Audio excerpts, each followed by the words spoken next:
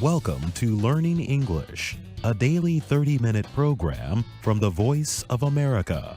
I'm Jonathan Evans. And I'm Ashley Thompson. This program is aimed at English learners, so we speak a little slower and we use words and phrases especially written for people learning English.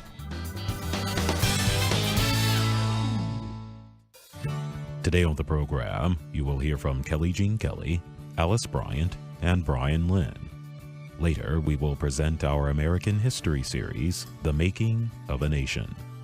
But first, here is Kelly Jean Kelly.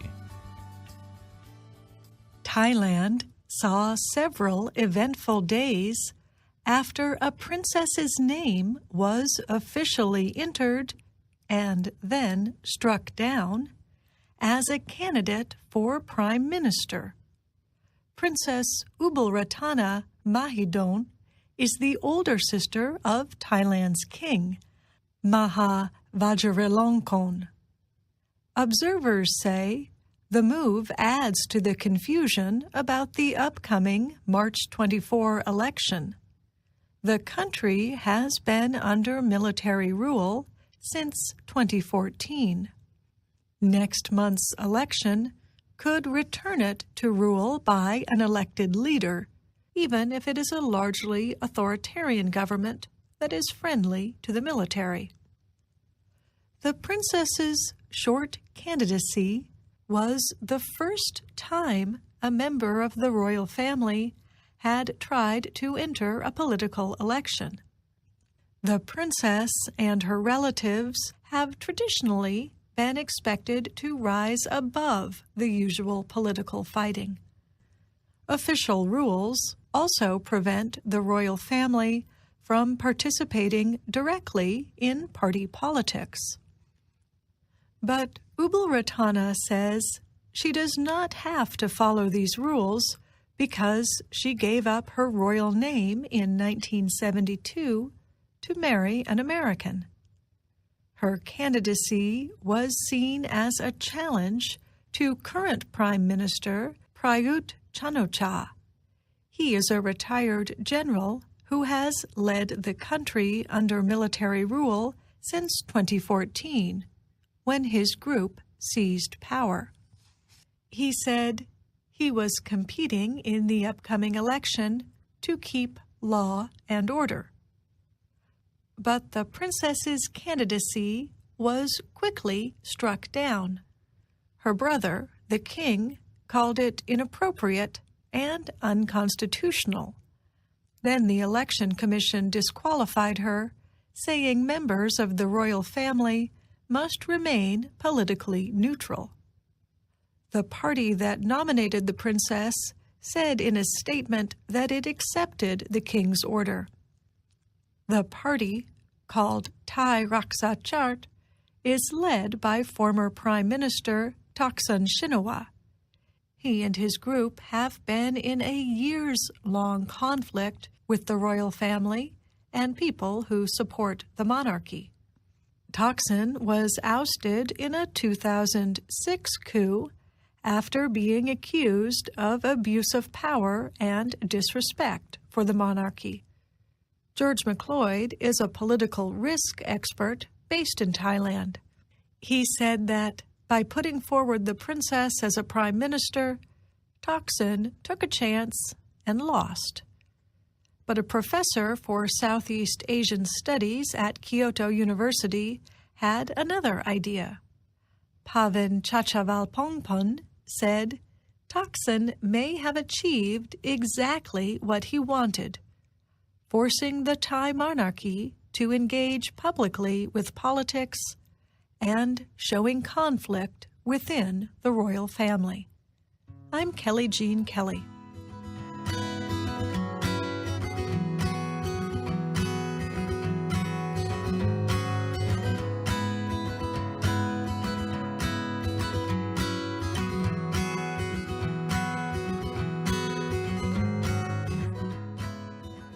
Feeding birds is a popular way to watch wildlife during the winter months. But many bird experts say the experience is often more pleasant for people than for birds. And it might even put wild birds at risk. Feeding birds is not necessary for their survival, except in extreme weather conditions, said Stephen Kress.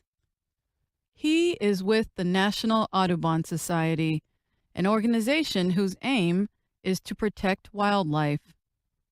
Feeders can definitely help them get through that kind of weather. Most birds eat insects and show little interest in bird feeders. For those birds, Kress suggests growing native plants in a natural environment. In addition, birds who do eat seed will be more likely to come to feeders if there is some cover nearby. This lets them feed and then fly to protective areas, such as in trees. The most common mistake people make with their bird feeders is incorrect placement. They put feeders where birds are frightened by foot traffic, risk being hurt by cats, or risk flying into windows. Kress likes the idea of setting up a bird feeder at least 1 meter away from a window. That way, if a bird gets frightened, it won't die when it hits the glass, he says. And he urges owners of cats to keep them inside the home so they can't hurt the birds. Learn which bird species are common to your neighborhood so you can avoid feeder wars and understand the social order. Some birds are more aggressive at feeders, Kress said. They eat a lot and do not leave much food for other birds. A solution is to put the food in more than one place by using different kinds of seeds and feeders. Niger seeds, for example, are a favorite of goldfinches. Tube feeders with wire covers prevent large birds from entering. Pay attention to seed quality and freshness. Unprotected seed left too long in feeders will turn moldy, and mold can kill wildlife. Refresh your feeders every few days and clean them often with a liquid of 10% bleach. Adam Ronke is a wildlife expert with Mississippi State University. He said people can feed birds more effectively by using black oil sunflower seeds, as it is the favorite seed of feeder birds. The added value, he said, is that it reduces waste seed on the ground, which appeals to other small animals. Ronke also said that bird lovers can increase the number and diversity of birds by using different kinds of feeders. For example, some birds, such as doves and towhees, live close to the ground. So, they like lower feeders. Other birds like other things. Woodpeckers, blue jays, and songbirds, for example, like suet, a hard fat in meat. Orioles, bluebirds, and waxwings like fruit. Another word of advice: do not feed wild birds anything salty, like potato chips, or food that could choke them, like plain bread. I'm Alice Bryant.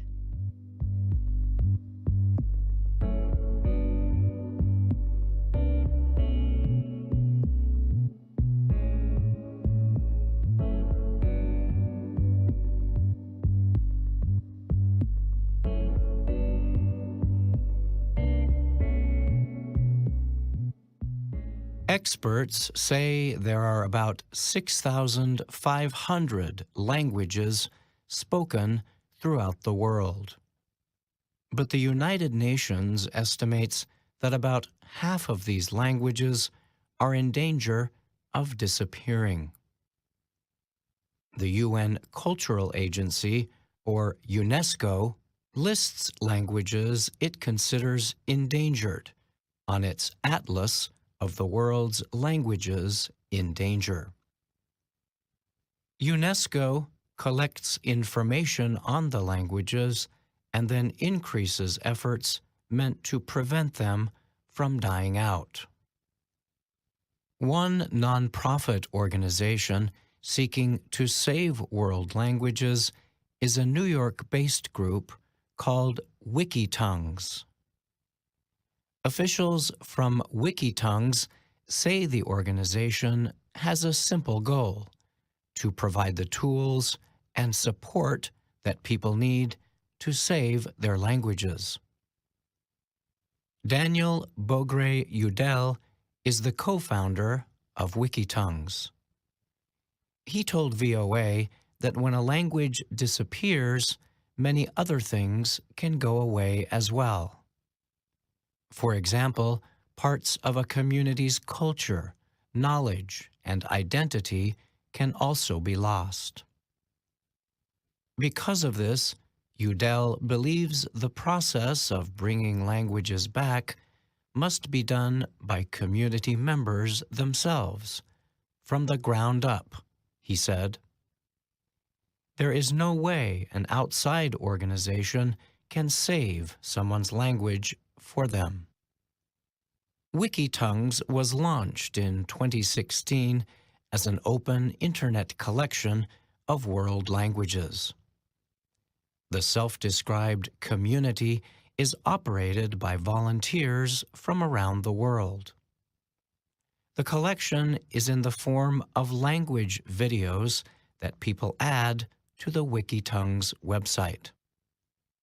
WikiTongues says that even with the Internet's wide reach, less than 1% of all languages are actively represented online.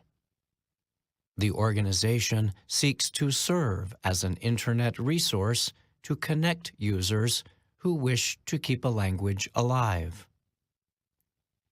There are currently more than 400 languages and dialects represented on WikiTongues' YouTube channel. Some, like English, Farsi, and Mandarin, are spoken by hundreds of millions of people. Others are more uncommon. Bora, for example, is spoken by only a few thousand people in the Amazon regions of Peru and Colombia. Udell says more than 1,500 people from 70 different countries have added videos to the system. We have people from India who record dozens of languages, which is beyond their own, he said. We have another volunteer from Scotland who is one of the last speakers of a variety of Scottish dialects, Udell added. He's in the process of reclaiming them, revitalizing, and building a dictionary for them. Udell says there are many examples of languages that disappeared but later returned to use. Hebrew went extinct in the 4th century BC and was revived in the 1800s. Now, once again, it's the mother tongue of half of the world's Jewish population.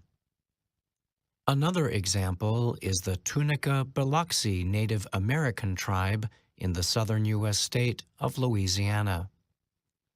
The tribe's language went extinct in the 1940s, but Udell says the tribe was able to successfully build up a language revival in recent years. One of WikiTongues' volunteers is Tharone Musweo Kolokwa, who lives in Namibia. His native language is Subia, which is spoken by about 30,000 people along the Zambezi River in Namibia, Zambia, and Botswana. I think in my language, Kolokwa said. I dream in my language. It's the language that I was born into. I didn't have the choice to speak it. However, he does not get the chance to speak his native language every day. Like many other educated people from his area, he speaks a lot of English and Afrikaans. Kolokwa is hoping his involvement with Wikitongues can help keep Subia and other African languages from going extinct. I want the world to know about my language, Kolokwa said. But his goal goes beyond just sharing his language with others through video. He is also working to create a dictionary and language teaching materials that can be used in schools. I'm Brian Lynn.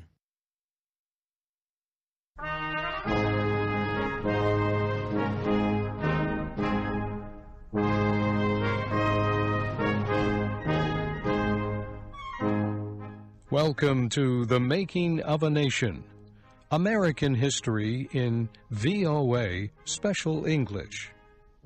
2 summers had gone by since the start of the American Civil War, and the North had not yet won a major battle in Virginia. The Army of the Potomac, the strongest of the Union armies, had tried to seize Richmond, the Confederate capital. General George McClellan moved the army up to the very gates of the city. But then, General Robert E. Lee led his Southern forces in a fierce attack. It smashed McClellan's army and drove them away from Richmond. Morris Joyce and Jack Moyles continue the story of the Civil War.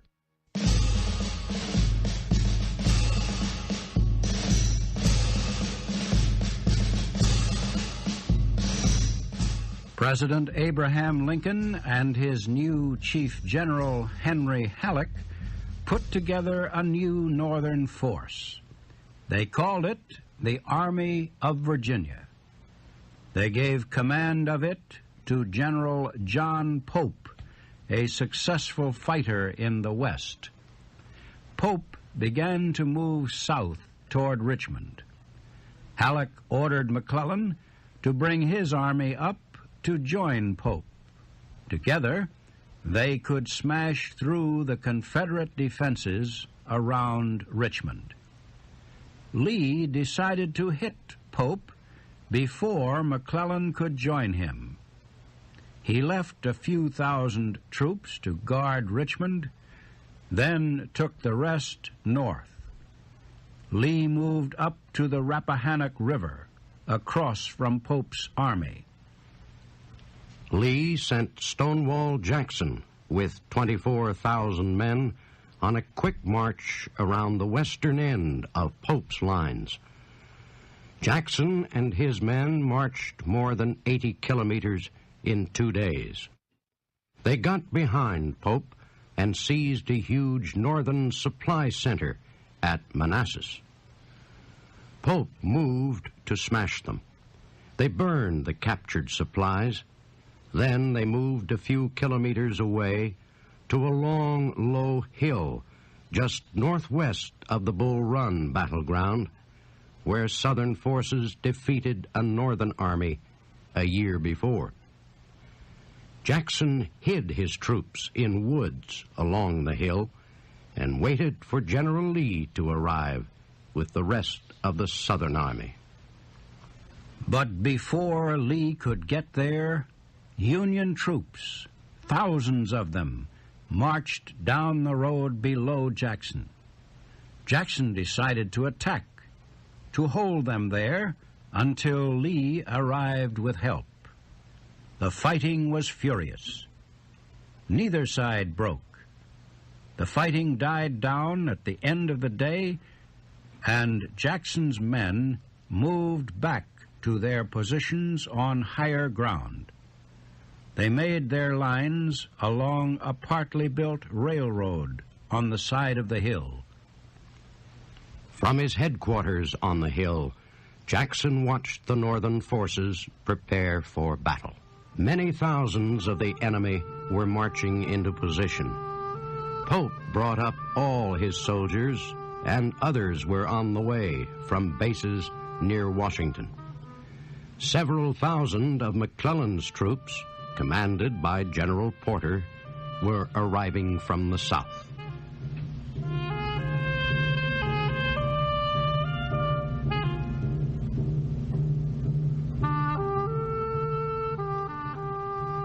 It was a mighty force, much larger than Jackson's army.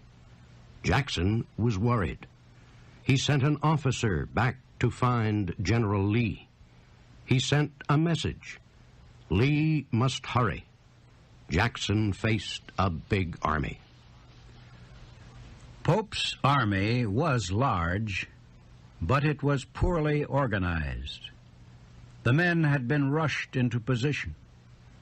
The order to attack was given before all the troops were ready.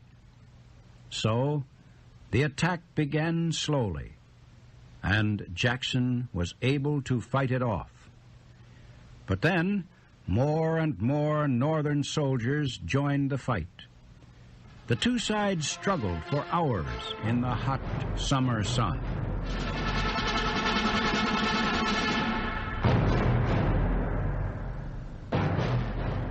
Jackson's men almost broke. Men prayed for the long day to end. The sun seemed to stand still.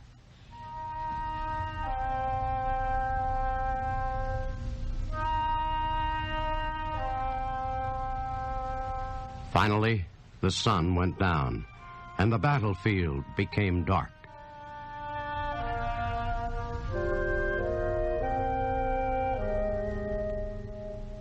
Jackson's men had held, but they paid a terrible price.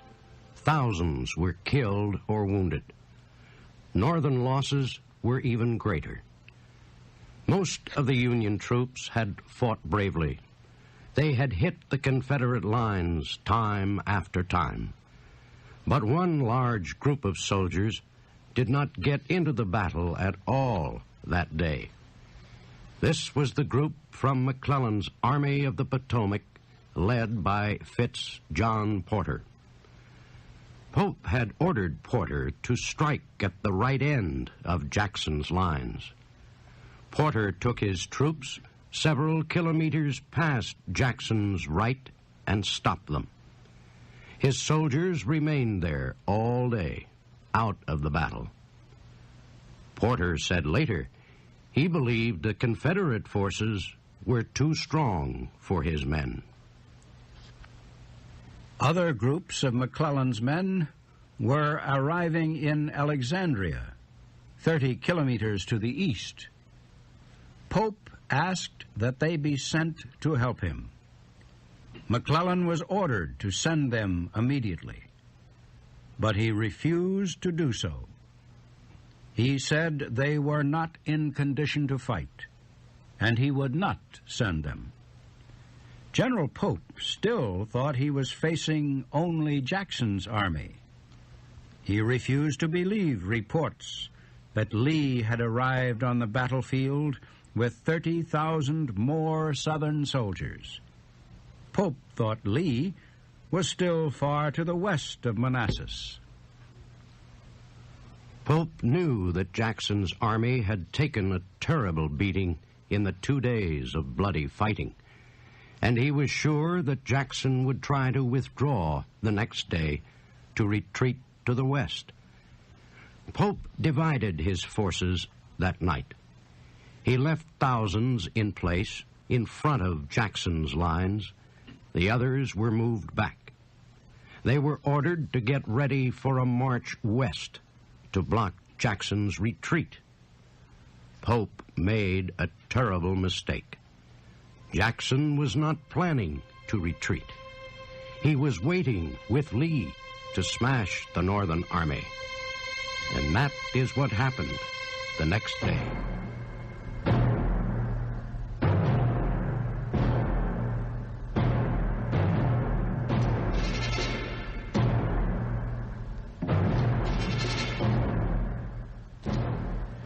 Northern troops attacked Jackson's lines. The fighting was bitter. Pope's forces almost smashed through.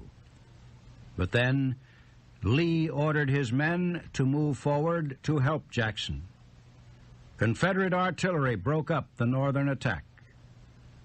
When the Northern troops began to retreat, Lee and Jackson attacked with all their might. Many of Pope's men were not prepared for battle. They were standing together in groups, ready for marching. They could not stop the Southern attack. The Confederates pushed Pope's army back across the old Bull Run battlefield. Near the end of the day, Northern forces succeeded in organizing a stronger defensive line. The Southern attack slowed down, then stopped.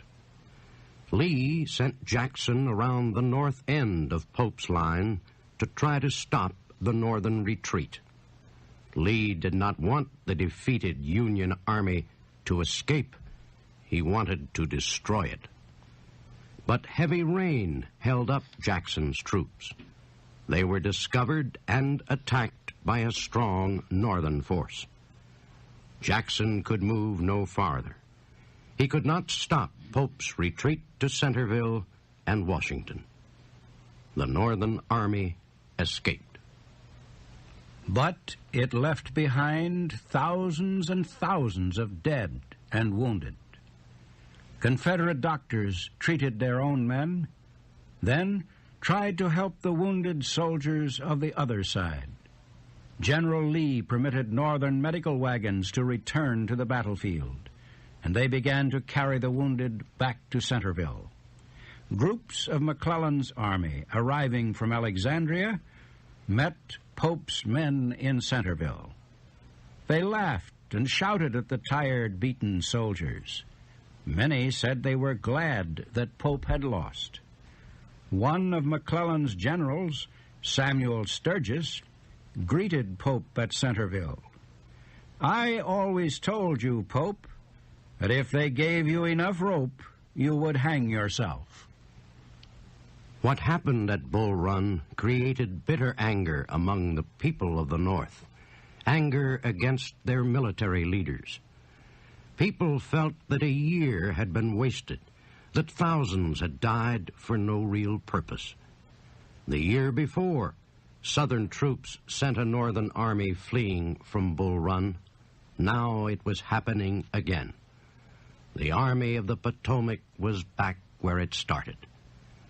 As the facts of the battle became known, cries of anger became even louder. The people demanded answers. Why did McClellan and his men move so slowly? Why did they refuse to go to Pope's aid? Why did Pope let Jackson get behind him? Why were 14,000 soldiers lost? Most members of Lincoln's cabinet believed McClellan was responsible. Treasury Secretary Chase said McClellan should be shot. War Secretary Stanton said he should be dismissed immediately. He and 3 other cabinet members signed a note demanding that Lincoln remove McClellan as commander of the Army of the Potomac. Lincoln agreed that what McClellan had done was shocking. He said it was clear that McClellan wanted Pope to fail. But Lincoln said he would not remove McClellan. He said he knew that McClellan was not an aggressive general. But he said McClellan was a good organizer who could build the defeated army into a strong force. General Robert E. Lee, however, would not wait while McClellan rebuilt the army. He decided to carry the war to the North. And that's our program for today. Listen again tomorrow to learn English through stories from around the world. I'm Jonathan Evans. And I'm Ashley Thompson.